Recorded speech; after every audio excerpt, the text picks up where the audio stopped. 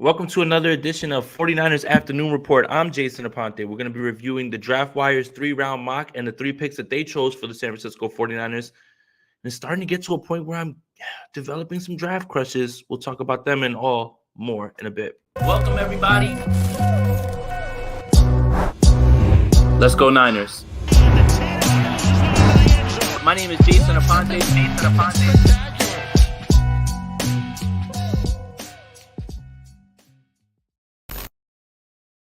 What's up, everyone? I'm Jason Aponte. Thank you for tuning into the 49ers Afternoon Report. Make sure you like this video, subscribe to the channel, hit that notification bell for when we go live. Today's going to be a little bit of a shorter episode. Today's Avery's birthday. I got to take her to Chuck E. Cheese, so I got to get out of here. But I did want to talk about something that came across, something that I wrote about again on Niners Nation today. It was reviewing the Draft Wire's 3-round mock, and they have the 49ers picking at 99, 101, 102. No sort of trades or anything like that. I'm not sure if that was part of the exercise or anything like that, but I think the best part about this and looking at other mock drafts is it's forcing me to look at other players again that are outside of my scope, right? Like we all have players in our mind that we think, oh, this would be a great fit for the 49ers, or he'll work great for this team. Well, now looking around, I'm starting to really see these other players that I had no prior knowledge of. And I think that's the best part about this. And when you have no prior knowledge of a player, the film dictates what you think of them. So you don't go in with any preconceived notion. You don't want to go in, oh, I love this guy already because of this, and this. You're kind of just watching for the first time. So when you get taken by players and their skill set, it's a really cool feeling. And one of these players that they talked about in this draft is somebody that I'm becoming more and more high on just after reading his story and then watching him play. And today he actually had his pro day, and I'll talk about that in a little bit. So I'll let some more people circle in. Again, like this video, subscribe to the channel, hit that notification bell. Shout out to Peyton, Juan, thank you, and Jedi. And Peyton, thank you for the donation, buddy. Appreciate you. It's going to go a long way to trying to pay for Disneyland, Chuck E. Cheese, all these things that we're doing for Averly. So yeah, I'm going to make sure that, I keep it a little bit short today, only because I do have to get to Chuck E. Cheese. And I'm not going to lie, I'm a little bit more excited than she is probably at this point, because the pizza's so good. And it's not going to be crowded because it's a Thursday. So, all right. We'll start with, first of all, I want to make sure I get this guy's name out there. It's Jeff Risdon of the Draft Wire. Yesterday, we did Trevor Sikema's from PFF, his mock draft. So today at pick 99, Risdon picked Elias Ricks. And he's a cornerback from Alabama. I'll be honest with you. I had no prior knowledge of this player. And when I write about a player, I want to learn as much as I can when with being able to just be objective. Again, anybody can kind of just read something that somebody else said, kind of use that and just use it as the gospel. But for me, the more I watched him, and when I was done with the article, I kept watching him, kind of feels like this is the kid that has probably some of the best potential to be the best corner in this draft. At pick 99, Elias Ricks. So he began his career at LSU and he transferred to Alabama. He was a true junior. He didn't start until week 8. And I started digging around, like, was it an injury? Was it this? There's no real answer as to why. But when he did take over, like, what I was looking at was a guy who isn't exactly fast, straight line, but he has a high football IQ. He's got great ball skills and his instincts. Like, he's mirroring receivers. He's attacking at the right time. He used the trail technique very well. He has as much potential as anybody in his draft class as a corner. He can start outside. And today was his pro day, so we're going to get a lot of his measurables and everything as well too. But yeah, I think that this is a guy who, if he does fall to 99, I think the 49ers should absolutely take a look at him, because he has potential to be one of those guys that can just take over the other position. Like, nothing against Diamador Lenore. But what I'm watching when I watch Ricks, and I continued to watch him afterwards just because it was fun, and I was able to run around and get some other games sent to me finally, because I don't know if you guys know, like, that the all 22 of like NCAA is like, it's all blacklisted, right? Like, it's almost like you have to like meet someone in the alley to get it. But I was able to track down, like, I think it was 2 games. My goodness, man. This kid, he's really now become a draft question mine, and I'm really interested to see what the results are of his pro day, which was, I think it was at 1 o'clock Eastern today. Haven't had a chance. I just got back from picking up Avery, so I haven't had a chance to really dig into that. But Elias Ricks, man, I don't know how he makes it this far, unless there's some really, really off the field concerns, issues, things like that. Maybe he doesn't interview well. I don't know, but my goodness, I think he has as much potential as anybody. And I love that this guy chose him in this draft because it made me watch him. And that was honestly where I was taken. Now, pick 101. I think you guys know this player very well, but this feels more like a luxury pick than fulfilling a need. And that's Jonathan Mingo from Ole Miss. You guys have watched him, right? He played with DK, and I think he played with Elijah Moore, and AJ Brown. Because he's a 4-year player from Ole Miss. So he fits right in with the Yak Bros. Again, very physical with the ball in his hands, 6'2", 220. He ran 4.46, 40-yard dash. He fits like a slot player, like in the slot for me at this point. The only concerns that I had when I was watching him a little bit was some of his route running isn't as crisp, and separation on certain routes, it's hard for him to get. But, again, this is Risden's opinion, and I think this is what's the best part of these exercises is, he feels that this is going to fit right in, and it does with the Yak Bros, but I don't think this is a need. This would be very much a luxury pick. You would have to have so much short up for you to be able to take someone like this at pick 101 when for me, you have 3 big needs in the secondary, edge, and offensive line, particularly right tackle. But he chose Jonathan Mingo. It was fun to watch him play. Everybody kind of knows who he is because he played at Ole Miss. But yeah, I mean, right now, that feels like a luxury pick. And like they have larger needs, especially on defense, in my opinion. But again, great with the ball in his hands. Needs to work on his route running. Very physical, runs through guys, fits right in immediately with what the 49ers want to do as well too. So 7 minutes in, make sure you like this video, subscribe to this channel, hit that notification bell for when we go live. Trying to do as much content as I can before vacation next week. So let's see. So pick 102. Pick 102 was somebody that was very familiar from Sakema's pick. I think he had him at 99. This gentleman has him at 102. That's Tre'Vius Hodges Tomlinson. Okay, that's Risden's pick. And that's, for me to write about him again in back-to-back mocks, I did something a little bit different, and I chose someone else instead. Because I think you guys got my thoughts on him yesterday.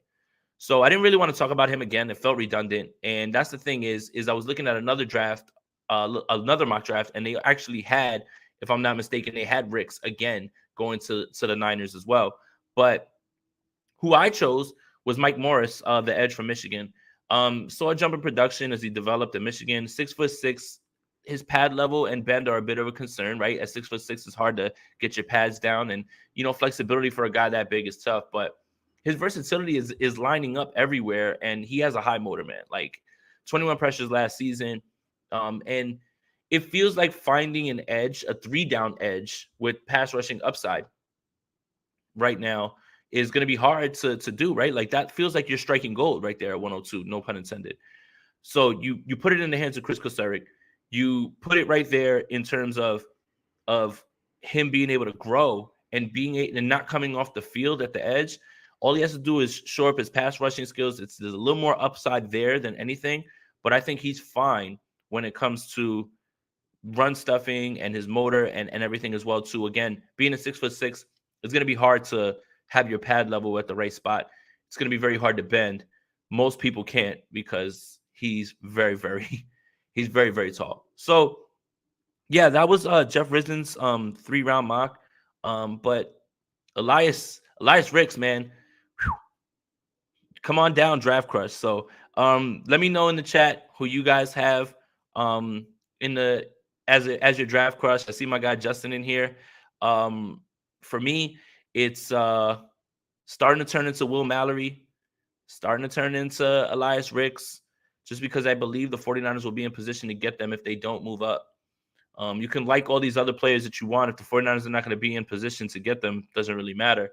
I'm really thinking about who the 49ers have a chance to get and have a chance to actually draft and don't have to move up for. I think Will Mallory is a stud, man. From Miami. I think he was the second fastest when he ran 40. And it's really, Laporta, him, and Kuntz, who are the fastest. But it sounds like, for me, when I'm watching Kuntz, and Justin, don't kill me because I know we're part of the Kuntz hive. His play speed is not matching his 40 speed, right? But he's a huge guy, he's 6'7". So for me, the fit with him is a little bit more of a red zone guy, a jump ball guy. But for me, Will Mallory looks just like that other 85 the 49ers have. I mean, he's super fast. He's tough to bring down. I think a lot of people are off Will because of his production in Miami, but I think he's a stud.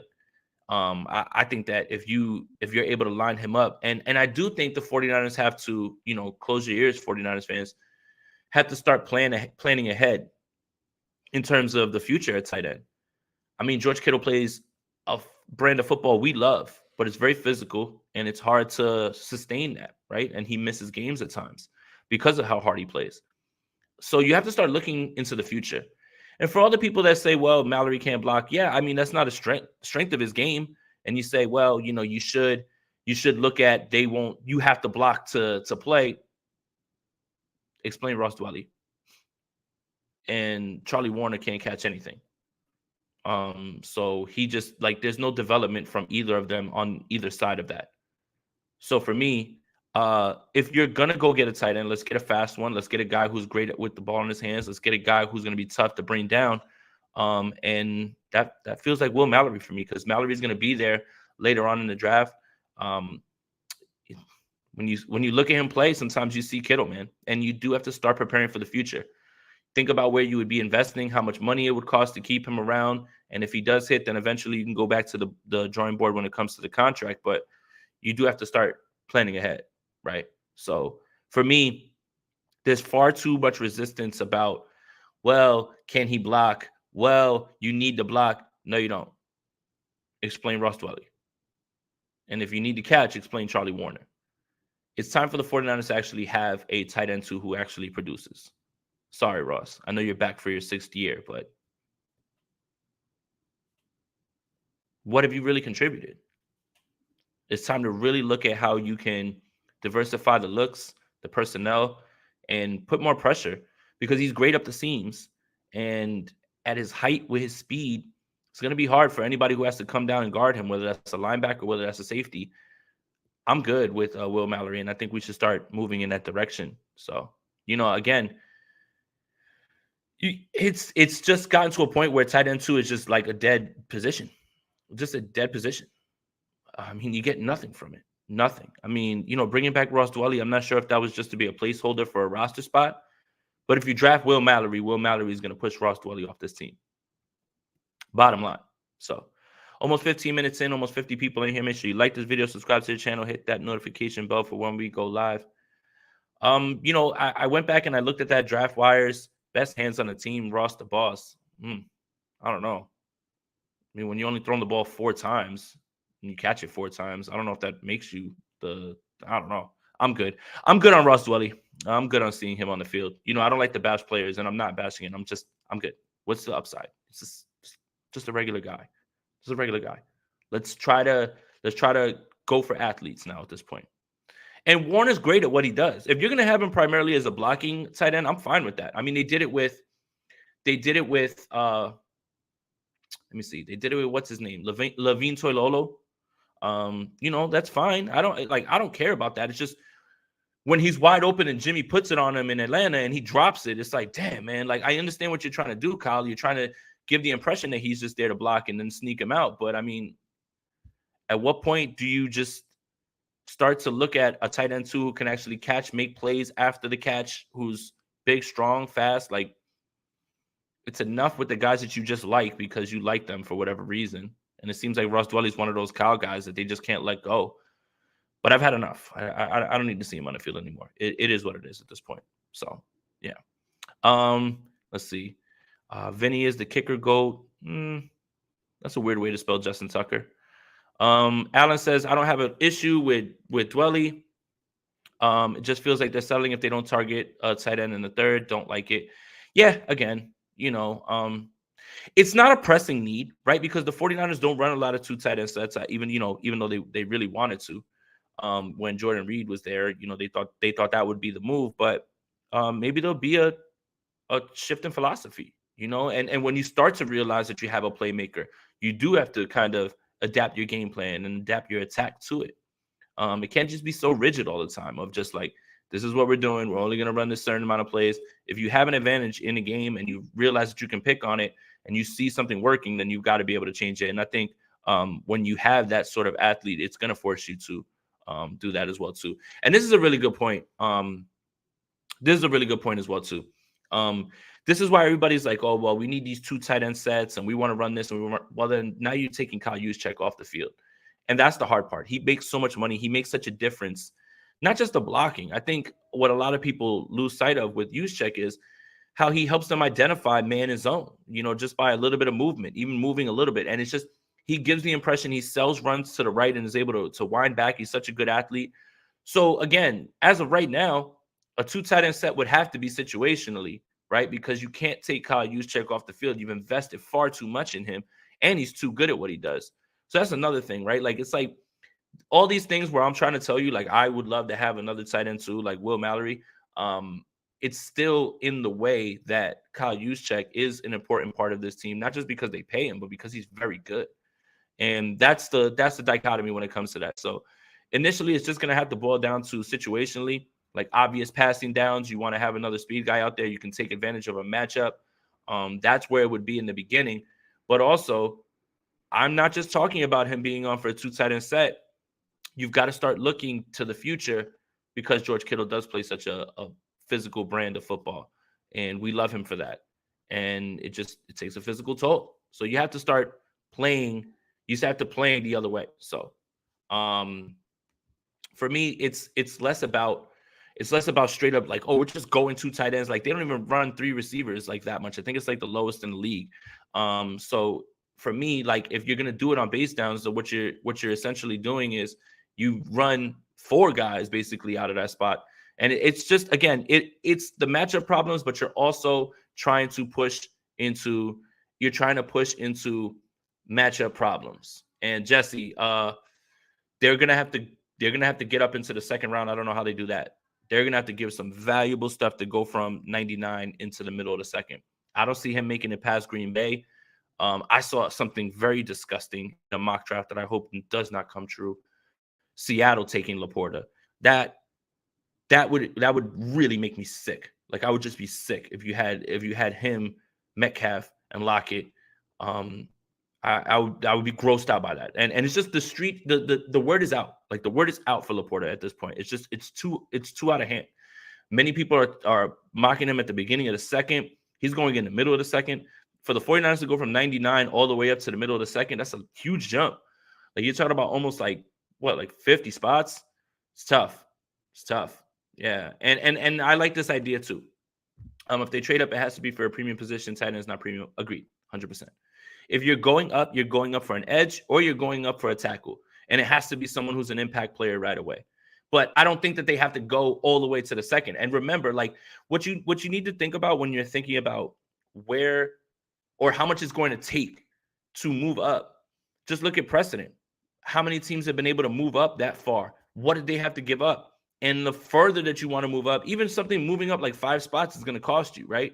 10 spots. Now you talk about like 40 spots. It's a lot. And if they want to do this, that's fine, Jesse. If they want to do that right now, right? Again, for 24 and 25, cool. You can do that. And I'm sure someone would accept that. But again, it's got to be an impact player. And it's got to be somebody right away that the 49ers are going to utilize and can make an impact right away. And tight end, right now, I'm kind of spitballing because of what I like about Mallory and how much he can possibly be the next guy in case, something happens to George Kittle, or if it, God forbid, he starts to, sustain more injuries. But it's got to be an impact player. In my opinion, it would have to be like an impact edge. And who knows where they'll be when it comes to that. I think after the Austin Bryant signing, I think that kind of shows you that the 49ers are going to be in the edge market when it comes to the draft. That's why I talked about Mike Morris at the end of this draft. I like him a lot. it still wouldn't get in the way of Drake Jackson. I think David Lombardi sent out a tweet saying that he wants. I think that they're looking to push him into the 500 snap threshold, which would be great. So I think honestly, you can get yourself an edge and not get in the way of Drake Jackson. I like to play things safe. That's why I keep talking about Justin Houston. So, at this point, yeah, but again, all right, 5 linemen, 3 receivers, you can do that. But again, it's what is Juszczyk going to be there for? Like, if you're going to have 3 receivers out there, Juszczyk's not on the field because they're not running the football, and maybe like they can run him like on a little out route or anything like that. But generally, if it's 3 receivers, he's not on the field. It's 3 and then maybe an extra lineman, something like that. Like, I don't know. Like, it's tough. Like, it for me, what I mean by that is Ayuk, Samuel, Kittle, whoever the tight end, that's 4. 5 in your lineman, McCaffrey, and the quarterback, right? That's 11, right? So that's the thing. Is like, you're not going to take Samuel and Ayuk off the field. Kittle and your other guy, that's 4. You got your 5 linemen, quarterback, and McCaffrey. That's your 11. So, yeah, he's got to come off the field. He's got to come off the field if you're going to run them that way. And you're not going to put him in front of Kittle. So, yeah, he's got to come off the field. Here we go. Rams Nation, own NFC West and own the Niners when it matters in the NFC Championship game, Kyle. I love it. Kyle Shannon can't. Love that. What's up, Jim? Appreciate you, bro. 31-7 still can't. I love the contributions of other people from from other channels and everything. It's just so funny to me, man. Would GM Aponte pay fullback $7 million? See, I wouldn't, but that's something that Kyle Shanahan's adamant about, and you can't really argue with the results. I wouldn't. That's just when you look at fullbacks. First of all, are a dying breed at this point. Kyle's one of the few people that uses them. I mean, when you look at what he's able to do and how helpful he is, I don't think you can argue with the results, but that's a lot of money to invest into a fullback. But hey, he does a lot. I wouldn't, but that's why I'm not the GM. Like I say all the time, if I was a GM, I would just sign all the best players and I would never lose any games and just win all championships. But that's just me. Same thing if I was a head coach. If I was a head coach or a play caller, I would call all the right plays and we would score 100 points and we'd win every single game. That's just me, though. That's just my philosophy. That's the way I would go about roster building and play calling. I would just do everything right. 22 minutes in. Make sure you like this video, subscribe to the channel, hit that notification bell for when we go live. We're going to kind of keep it short today. I do got to get Averly over to Chuck E. Cheese. I hope she doesn't hear me. Yeah, today's her day. So I'm lucky enough to be able to talk like this at this point. But shout out to all you guys that are pulling up every afternoon report. I appreciate you guys so much. Tomorrow, State of the Franchise with Brad. Shout out to Brad, man. He almost took down Mayoko in the March Madness bracket. That's insane. I have a feeling this is my exit of this bracket is going to be this round against Vish. Shout out to Vish, man. That's my guy. So if I lose to Vish, I feel good about it though because that's my homie. So yeah, and Juice makes like tight end 2 money. So that's what I'm saying. It's like when you look at the investment with him, again, you can always just point to the money and that'll put you in the right direction of who's going to play. But he's really good. He's really good. So, I mean, that's the other thing. I mean, I've been saying this and I think I noticed it. If it wasn't this camp, it was the first camp that I attended, that if you're going to pay him that much, and what I saw in one-on-ones when he was running routes, he was routing dudes up, including Fred Warner, like just straight up cooking them. And I'm like, man, why don't they call more plays for him? Why don't they put him in the slot? Why don't they move him around and get him on some linebackers? Because he's like that, like running the ball, like running routes. He's like that. He really is really good, man. And he can do so many things. Like I know we always see him on that wheel route, that or leak, whatever it is that you want to call it. But I think he's much more than that. So I think he's 100%. He's 100% earning the money they're giving him. He is. But I feel like they can give him more. They can give him a bunch more, and I think he would be something that's a little bit under. What's the word I'm looking for? It's just like people would underrate him. Like as soon as they see him in the slot, they say, "Oh, what's this guy gonna do?" And I've watched him. Like he's got moves. He's got wiggle, man. He can run routes, man. So posting the voting website. I got you over this. I appreciate you, like 68. But we're gonna see. From my gut feeling, I don't think I'm gonna make it. So it's been fun. It's been fun. So full truth means I doubled up on Grant Croc Barrels because he's. Oh my goodness, man. I can't read that one. All right. I think I gotta go. I can hear Emily in the background. This is 25 minutes in. So I wanted to give you a brief, a brief roundabout about this 3-round mock. Tell you that I'm really in on Elias Ricks from Alabama at corner and Will Mallory at tight end. Starting to develop more and more draft crushes. But tomorrow we'll see state of the franchise. Today, if something happens, then maybe I'll hop on. But I'm gonna be out probably, running around chasing Averly. So y'all be cool. Everybody, thank you for tuning in. Make sure you like this video, subscribe to the channel, hit that notification bell on the way out. A like is the best thing you guys can do for me. It's going to help me out a ton in terms of the algorithm. So shout out to you guys. Appreciate you. And as always, let's go Niners. Welcome, everybody. Let's go Niners. My name is Jason Aponte.